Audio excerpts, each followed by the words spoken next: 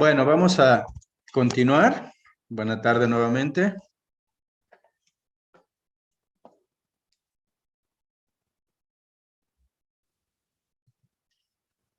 Buenas tardes, doctor. Hola, hola. Entonces terminábamos el tema de los esguinces. Esguince grado 1, sintomáticos. Esguince grado 2, ya hay que inmovilizar 3 semanitas. Esguince grado 3, hay que inmovilizar definitivamente y puede ser quirúrgico.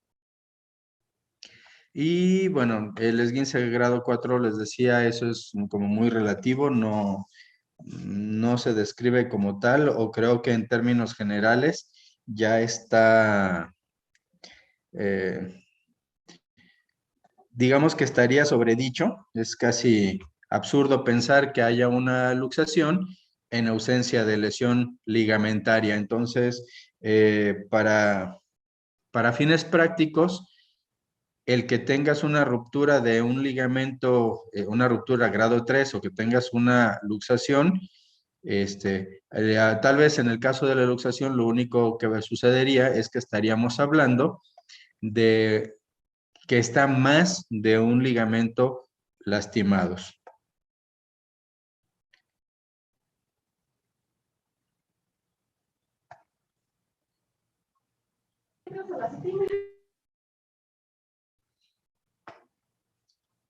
Bueno, entonces el grado 3 pues ya sería quirúrgico. Bien, esto es con respecto a los esguinces. La luxación. Cuando hablamos de luxación, ¿qué es una luxación? ¿Quién me dice la definición de luxación?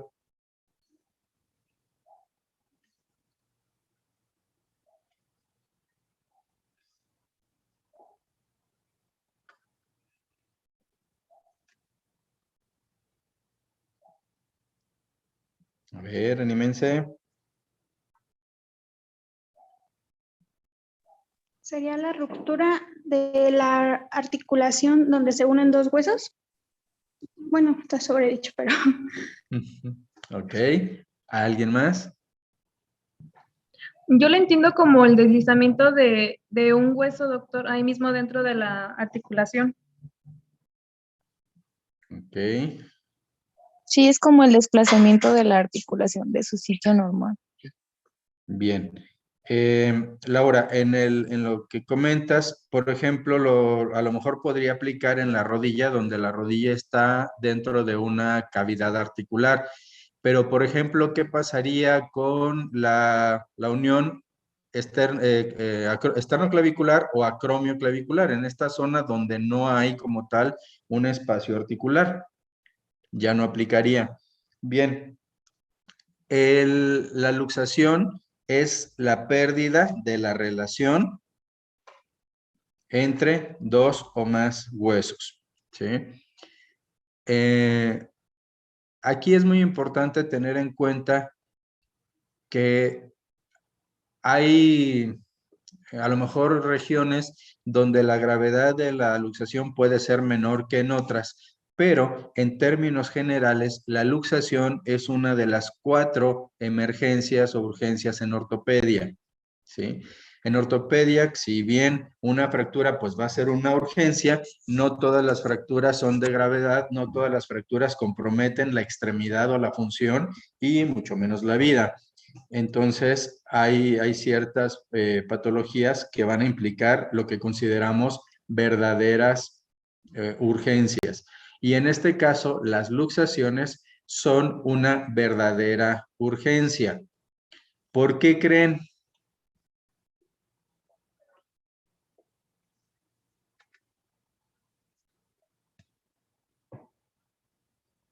por el compromiso que pudiera tener con algún vaso importante. Esa es una. ¿Otra?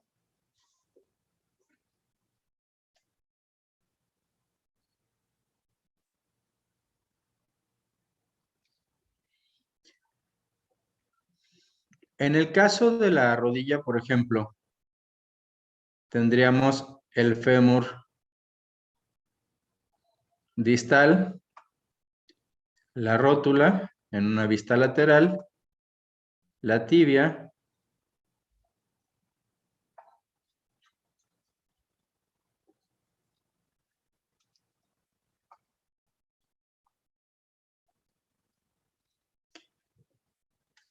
y aquí la relación que hay en, ¿cómo se le llama a esta zona de atrás de la rodilla?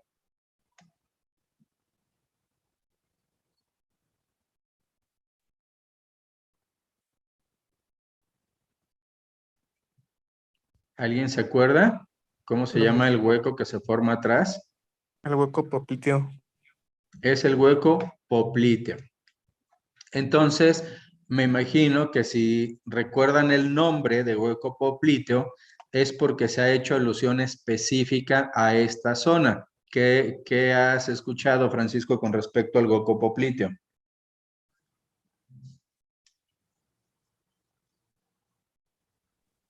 Tengo entendido que por ahí pasa la arteria poplitea. Bien. La arteria femoral viene por la cara interna del fémur, ¿sí? Salió arriba de la ilíaca y viene por la cara interna del fémur, pasa por una estructura a nivel del tercio distal del fémur que se llama canal de Hunter y se viene hacia posterior. Y por aquí pasa por la parte posterior de la tibia, ¿sí? Por otro lado tenemos un nervio, ¿sí? Que es, ¿cuál? Un cordón nervioso aquí, Creo que era el ciático. el ciático. Entonces, en el ciático llega también a esta zona, a la zona del hueco popliteo, y se divide en ciático popliteo interno. Por aquí estaría el peroné.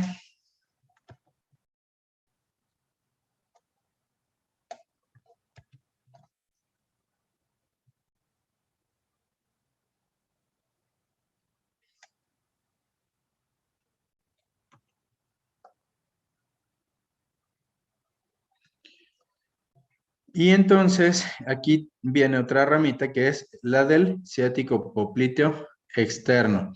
Entonces, la relación que hay en la zona del hueco popliteo con la circulación propiamente de toda la extremidad inferior de la rodilla para abajo y de la inervación también de la musculatura de la extremidad inferior, pues está toda en esta zona. ¿Por qué en esta zona? Porque evidentemente la parte anterior está sujeta o expuesta a traumatismos, así como la parte exterior. Entonces, la zona más segura, pues es la zona posterior de la rodilla para proteger el nervio y los vasos en esta zona. Sin embargo, aquí podemos ver dos situaciones.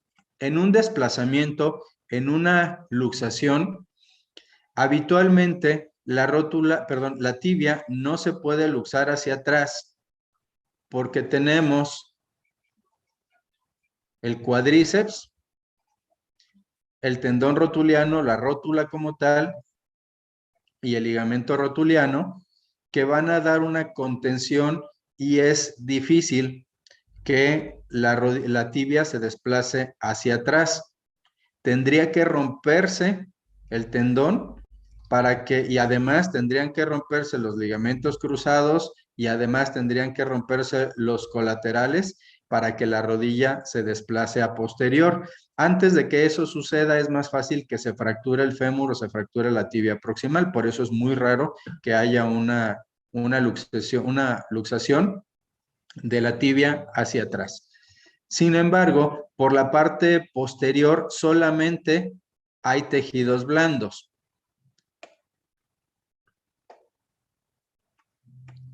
Tenemos los músculos del cuádriceps crural que van a cruzar la rodilla y se van a insertar en la tibia proximal y tenemos los músculos del tríceps sural que van a cruzar la rodilla y se van a insertar en el fémur proximal, distal, perdón, en esta forma.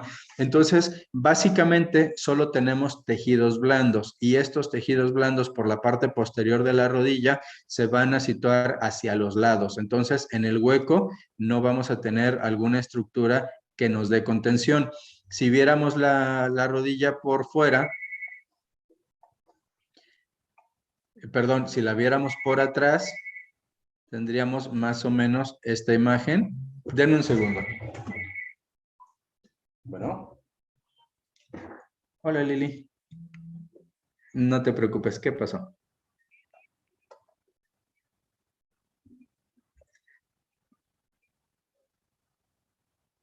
Híjole, la verdad es que, por ejemplo, hace 8 días salí casi a las 3. Yo creo que a las 3. A las 3 la primera, sí. Ujú. Gracias. Perdón, chicos. Entonces, en la vista posterior, se ve más o menos así la rodilla. Y tendríamos la musculatura, los tendones, cruzando en esta forma, aquí y aquí y acá, hacia la parte proximal de la tibia, y los músculos o los tendones de los gemelos cruzando también en esta zona, en esta forma. De modo que nos quedaría la parte central para precisamente el paso de las estructuras.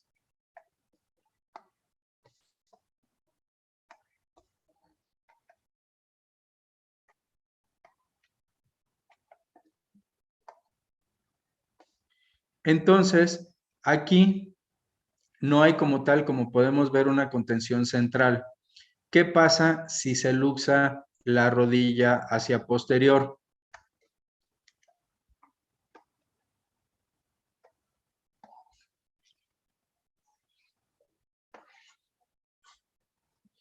Bueno,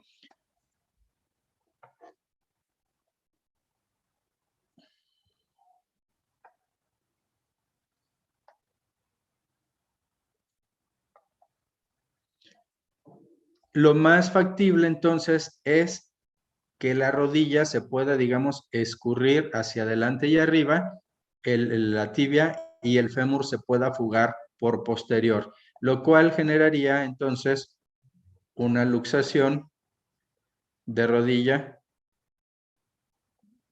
de más o menos estas características, ¿sí? Así es como veríamos una luxación de rodilla y obviamente la rótula por aquí. ¿Qué pasaría entonces? Pues precisamente que nuestros vasos y nervios, que vamos a ver,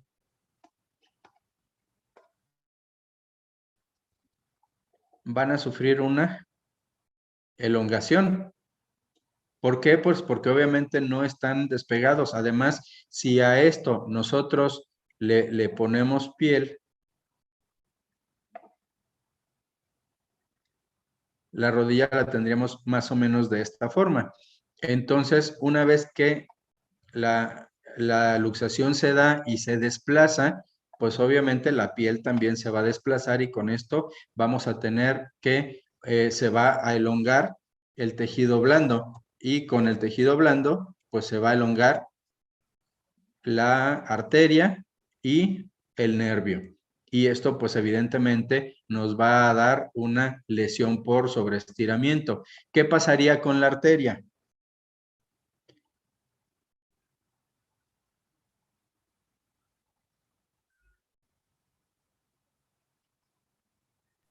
¿Se rompería? Se puede romper, francamente romper, o simplemente se puede elongar. ¿Qué pasa si la arteria se elonga? Se estira, ¿qué le va a pasar? ¿Cómo va a responder la arteria ante esto? ¿Con vasoconstricción? Con espasmo, ¿sí?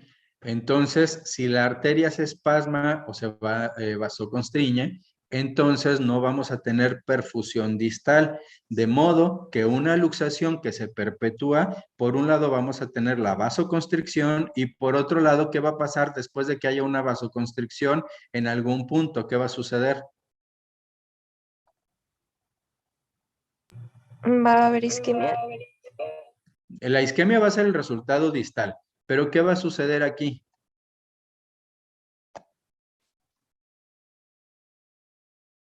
En el sitio de la oclusión o hacia atrás.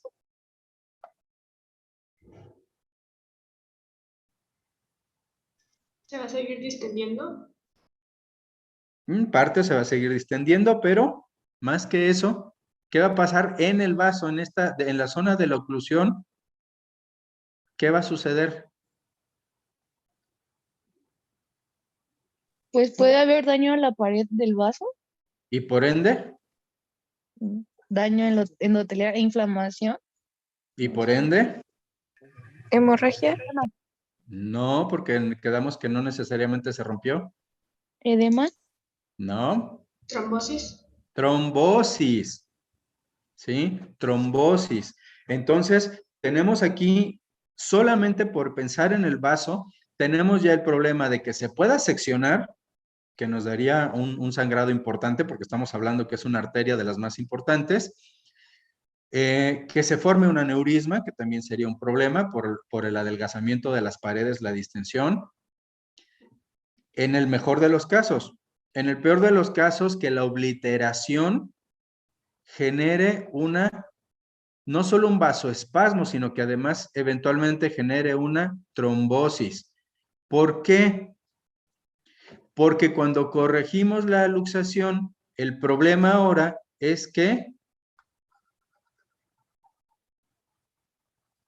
podamos tener una trombosis extensa. ¿Sí? Entonces, el hecho de que yo resuelva la luxación de la rodilla no quiere decir que ya todo está bien. ¿Qué tengo que estar checando en ese paciente en las siguientes 24, 72 horas?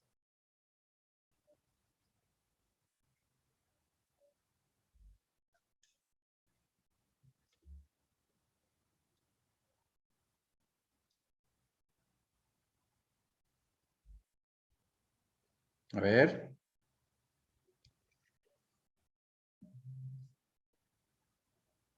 Pues si se puede generar una trombosis, que no haya como una migración del trombo o algo. Ujú. Bien. O sea, ¿qué tengo que vigilar en las siguientes horas?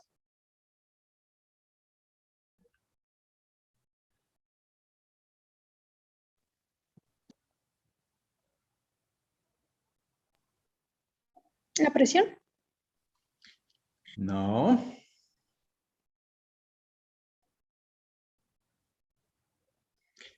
El estado circulatorio distal de la extremidad. ¿Sí? Tengo que ver que los pulsos distales, que el pulso pedio se mantenga, que el llenado capilar distal se mantenga y que no empiece yo a tener cambios de coloración o temperatura, que me podrían hablar de que yo ya resolví la luxación, pero tuvimos un problema vascular, una trombosis, y estaríamos hablando de una trombosis arterial, que es muy importante porque podría desencadenar en necrosis de la extremidad y en la pérdida de la extremidad, en una amputación. Así que no basta con el simple hecho de que ya reduje la luxación, tengo que estar pendiente de este evento y ver que no vaya a progresar a una trombosis arterial, ¿sí? O que ya lo reduje, pero que la luxación no haya generado una lesión arterial que en efecto me esté condicionando la perfusión de la pierna del pie. En este caso se tendría que hacer algún estudio para confirmar la perfusión de la arteria y de acuerdo a eso tomar medidas. ¿Qué estudio tendría que solicitar?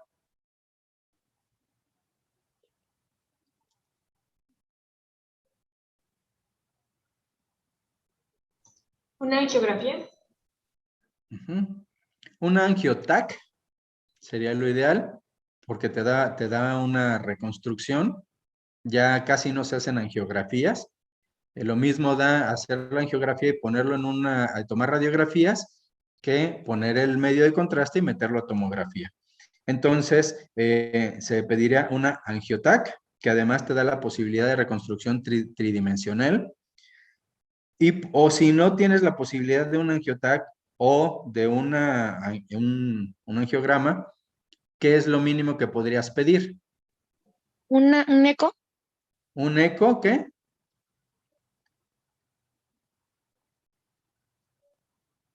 Doppler.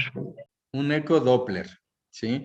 Un eco Doppler. Entonces, valoramos si hay o no perfusión. Eso es muy importante. No hay perfusión, puedes pensar, no hay perfusión, pero tampoco hay sangrado, puedes considerar o pensar que no hubo una ruptura, ¿sí? Que el problema fue el vasoespasmo y que probablemente tengas alguna situación de coágulo. ¿Qué habría que hacer?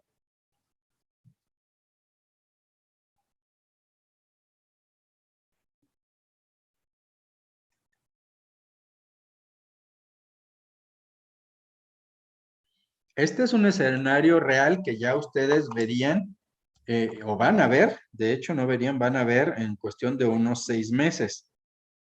Y si les toca en sus primeros rotaciones pasar precisamente por urgencias, es algo que pueden ver mucho más pronto de lo que se imaginan. Aquí les voy a mostrar esta imagen, son algunas de las imágenes que comparto con mi anestesiólogo y precisamente por aquí, esta la vi hace un par de meses.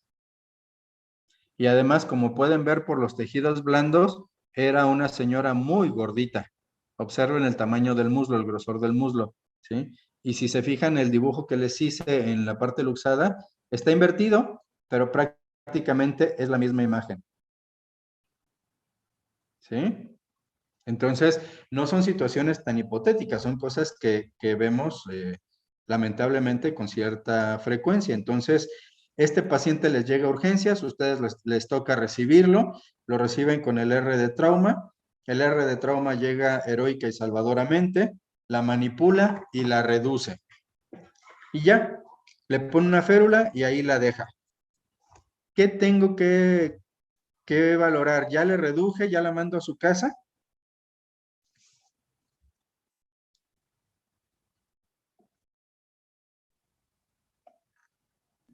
La irrigación del miembro. Tengo que checar los pulsos. Tengo que checar los pulsos distales, tengo que checar el llenado capilar distal, tengo que checar la sensibilidad distal. Ahorita hablamos de ese otro tema. Entonces, tengo que ver que realmente esté perfundiendo. Cuando llegó no le sentías los pulsos, el pie estaba pálido o incluso cianótico. Si ya tenía 2-3 horas desde la luxación hasta que logró llegar al hospital, entonces te encuentras con que el pie está pálido, está frío, no tiene llenado capilar y no le encuentras los pulsos. ¿Por qué? Pues porque por la elongación que hay aquí, esto está obliterado. Llega el residente o el adscrito de trauma, la manipula, la regresa a su lugar. ¿Qué es lo primero que tienes que ver después de que ya confirmaste que está la reducción? Los pulsos. Lo primero que tienes que ver es si recuperó o no recuperó el pulso. Ok, recuperó el pulso. Perfecto, genial, está perfundiendo. No recuperó el pulso o no lo sientes. ¿Qué haces? Pides el ecodoppler o la angiotac o la angiología, el angiograma. Entonces, te encuentras con que a partir de aquí, hacia distal está amputado, no hay imagen. Hasta aquí llegó y hacia la parte distal ya no hay imagen. ¿Qué haces?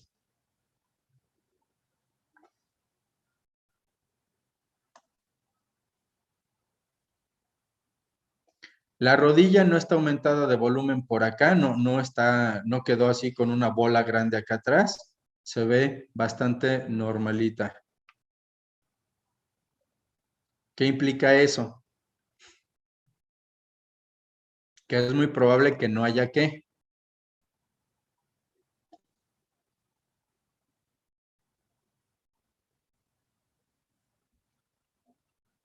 edema o inflamación. No, porque el edema en dado caso sería desde acá. Y sería global, también lo tendríamos hacia el frente. Estamos ¿Alguna hablando, hemorragia? ¿perdón? ¿Alguna hemorragia? Exacto, no hubo sangrado. Y si no hubo sangrado, es poco probable que se haya roto la arteria. Entonces, no hay pulso distal, no hay llenado capilar, pero tampoco veo una bola sugestiva en esta zona ni renitencia, que es lo más probable que sucedió. El vasoespasmo y el trombo. El vasoespasmo si tiene poco tiempo y si ya tiene varias horas, es muy probable que la arteria está trombosada. ¿Qué hago?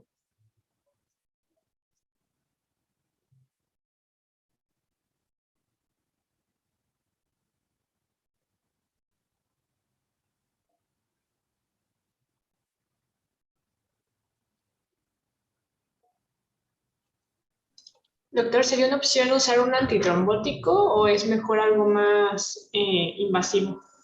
Ok, perfecto. ¿Qué puede pasar, Luisa? Aquí tendrías que valorar el tiempo de evolución del paciente. El paciente es un sábado, estaba jugando fútbol, le cayeron encima y cuando se levantó ya la pierna estaba toda chueca. Llega al servicio y se determina que tiene una luxación. Se reduce. El paciente tiene alrededor de 40 minutos de que sucedió la lesión hasta este momento. Lo más probable es que te encuentres ante una situación de vasoespasmo y que si tú manejas anticoagulantes, el vaso pueda reperfundir. Le pones su esteroide por la cuestión de la endarteritis, ¿sí? De la inflamación del endotelio, y le manejas algún medicamento trombolítico. ¿Y cuánto tiempo o en qué momento tomas la decisión de mejor pasarlo a explorar?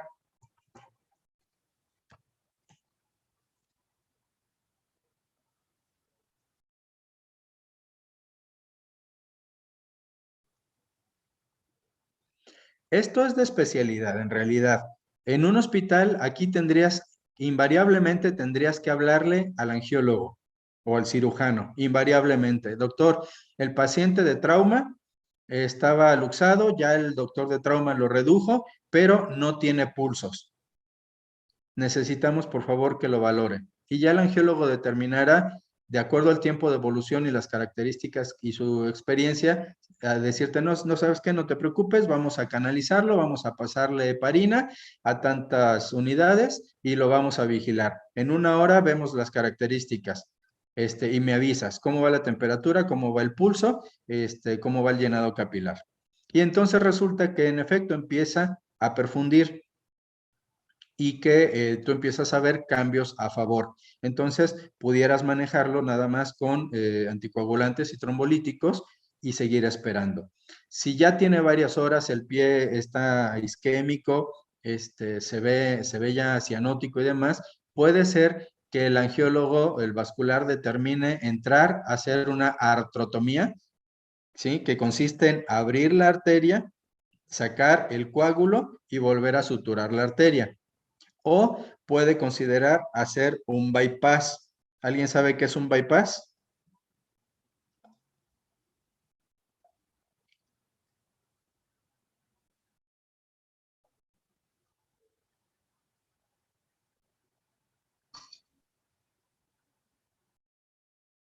A ver. No recuerdo muy bien, doctor, pero creo que es por medio de una sonda poner un globito o algo por el estilo para que así lograr la dilatación, pero no sé si estoy en lo correcto.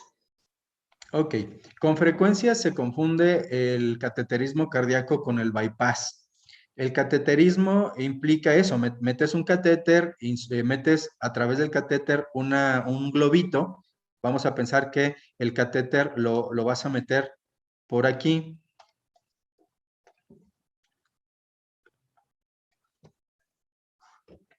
En el bypass hace como una reconexión, ¿no, doctor?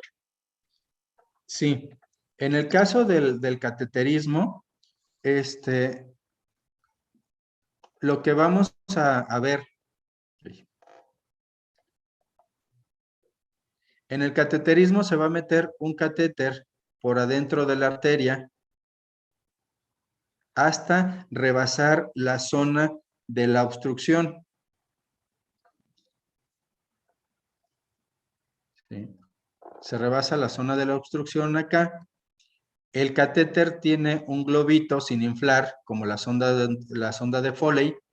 Entonces, ya que pasaste, inflas el globito y obviamente va a generar una distensión. Y luego jalas el catéter de regreso y conforme lo vayas jalando de regreso, el globito va a enganchar el trombo y acá abajo donde tú hiciste la artrotomía, por aquí, el trombo va a empezar a salir.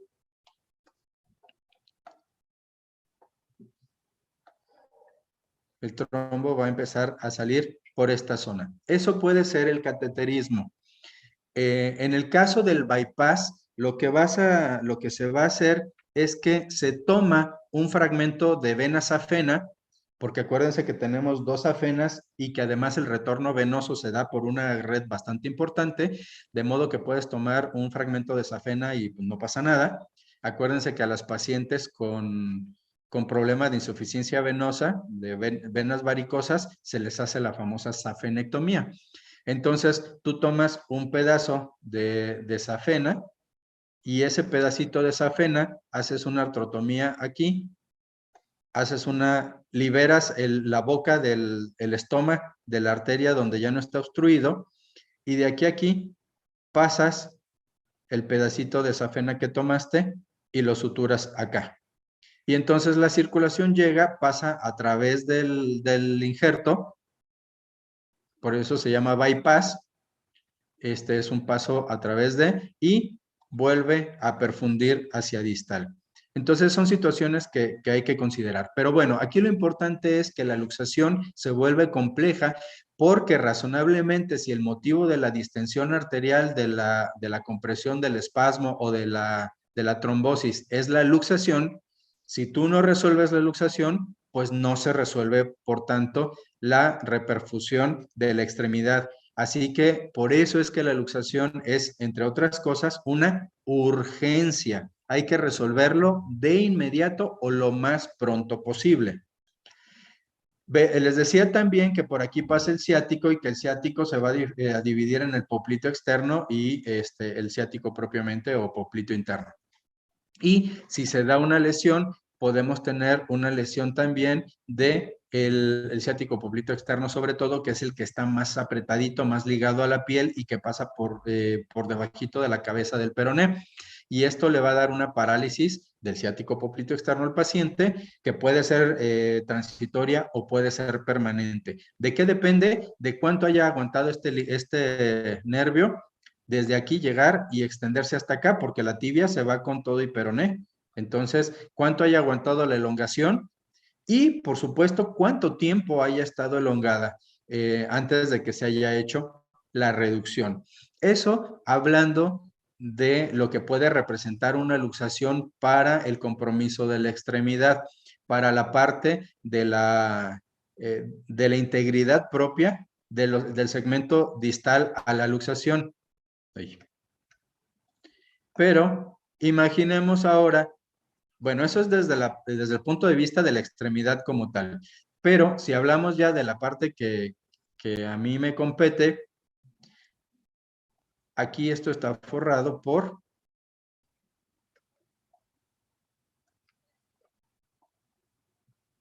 su cartílago, ¿sí? Entonces, si este segmento lo ampliamos, vamos a tener que el hueso está forrado de su cartílago. ¿Recuerdan cuando empezamos la clase que les preguntaba si alguien sabía cómo se nutre el cartílago articular? Sí, doctor. ¿Cómo era, Aranza?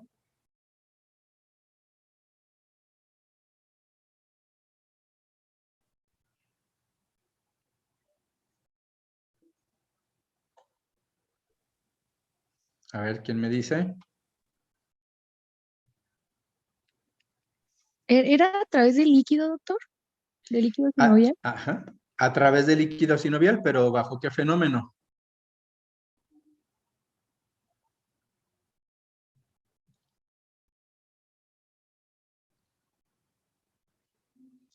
Les decía que esto funciona como funciona una esponja, ¿sí? ¿Cómo funciona una esponja? Mediante el fenómeno de imbibición. Está seca, la ponen en un fluido y la esponja va a absorber el líquido. Voy a cortar, chicos.